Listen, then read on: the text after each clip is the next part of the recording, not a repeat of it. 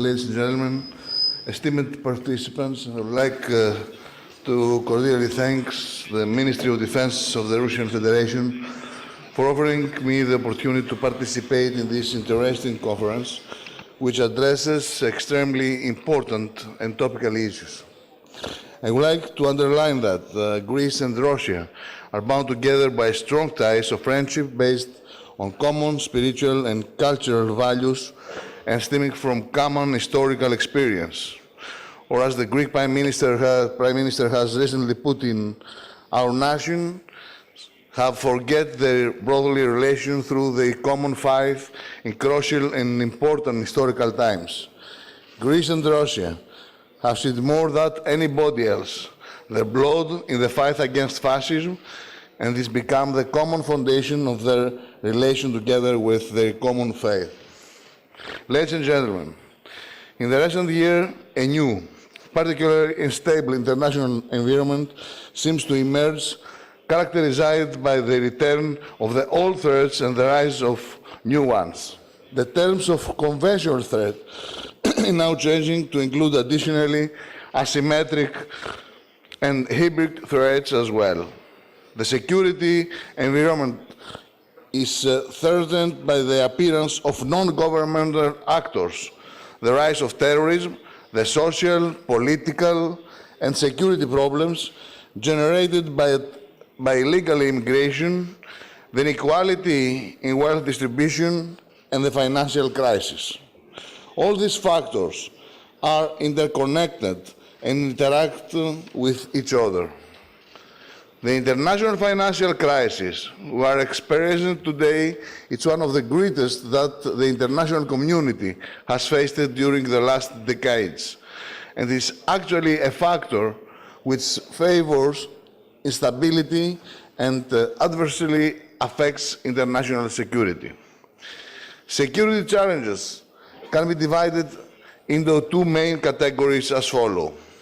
On one side, we have the traditional security problems, which through possibly being of high risk due to the military threats they contain, find relief valves through the existing institutional framework of the international community. On the other side, new types of threats have arisen, including threats that until recently were not considered as part of the traditional security threats. In this group of threats, we absolutely list ethnic and religious conflict, the attacks of fanatic Islamists, the creation of massive migration flows as a result of the civil war in Syria and Libya, the dissemination of a large amount of arms and ammunition to non-governmental forces following the collapse of state structures in this country and the creation of clusters of underdevelopment and lawlessness in region of countries of the wider area favoring the development of extremists, terrorism and piracy. Libya, Sub-Saharan Africa, Syria. The wider region of Eastern Mediterranean, Maghreb and Middle East constitutes perhaps the most important geostrategic and geoeconomic hub at an international level. The consideration for discovery and exploitation of the wealth producing resources in the Eastern Mediterranean basin and the creation of a regional system for energy transit generate additional security challenges.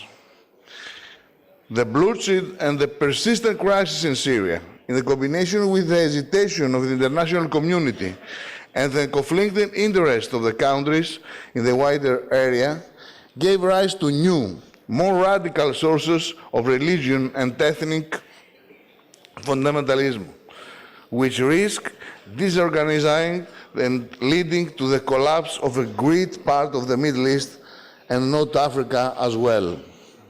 Ladies and gentlemen, terrorists remain the most serious threat against the international community, as in the last year, in continuously changed form. The terrorist organization, as identified today, are not confident to the main leading group, but have now expanded through a decentralized network of groups. These subgroups are connected with the leading group and most often have forces in the interior or different countries. The inability of the countries to cope with and confine within the territories the various problems and conflicts leads to fights which transcend their national borders. These countries, namely Libya, Syria, Iraq, and Yemen, remain an immediate threat against international peace and security. In parallel with the disproportional consequences caused by the globalization, they will continue to support the cultural and social conflicts which constitute the platform for the creation, development, and activation of extremist organizations. The result of these developments is that the main factor which lead to the rise of international terrorism seem far from losing their strength. On the contrary, they seem to acquire more power.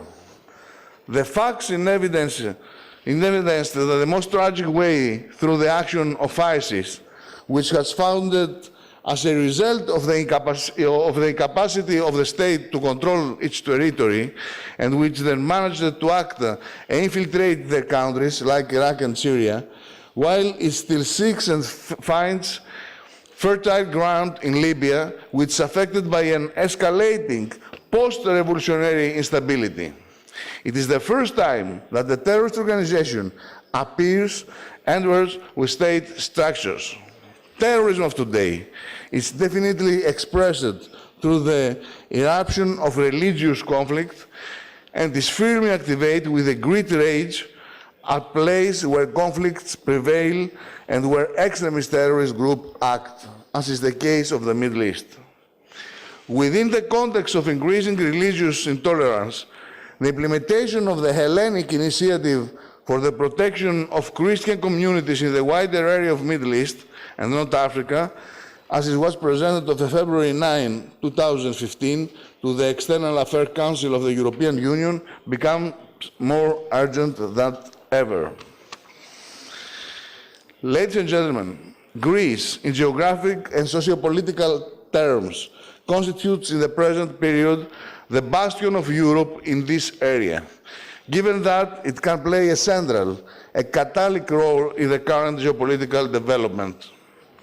Being located at the sensitive crossroads of culture and religion, Greece has always put emphasis on the historical need and political value of cooperation in the area of defense, considering this cooperation as a political initiative of key importance, not only for the future of Europe and its perspective, but also for more broadly. Despite the current financial constraints, it is my strong belief that we are faced with a great challenge which obliges us to cooperate closely in order to address the modern security threats. It is time to realize the emerging changes, overcoming eventual institutional and operational weakness to the schedule our further action, inaugurating a new cooperation strategy for the fight against terrorism. The current geopolitical development, not only within the boundaries of the European continent, but also within the periphery, demonstrate that security cannot be easily divided into internal and external security. The instability that nowadays affects the countries like from Ukraine to the north, to the coast of the North Africa, namely the countries all around Europe, constitutes an impediment to commercial activities, energy routes, tourism, and the whole efforts towards a substantial development.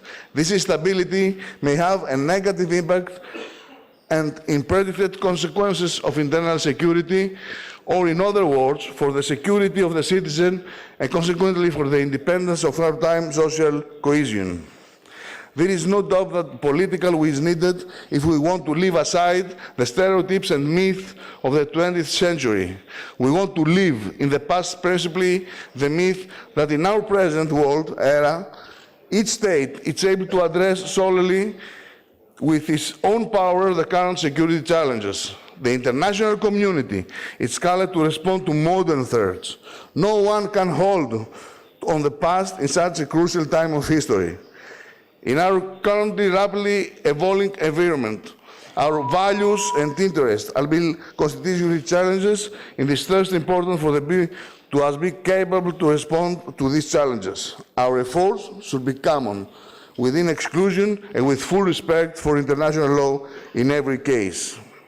Ladies and gentlemen, I want to reassure that Greece's intention is to continue to act as a useful actor and as a reliable strategic partner of the international community, actively participating in the taking initiative aiming to the consolidation of peace and stability in our wider region, as well in the world war, and assuming an important role in the establishment of conditions of peacefully living in conflict-affected countries.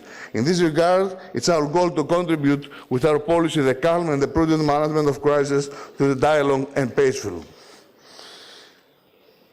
Ladies and gentlemen, dear colleagues, I want only to tell you one example that I have explained also in the United States the last week.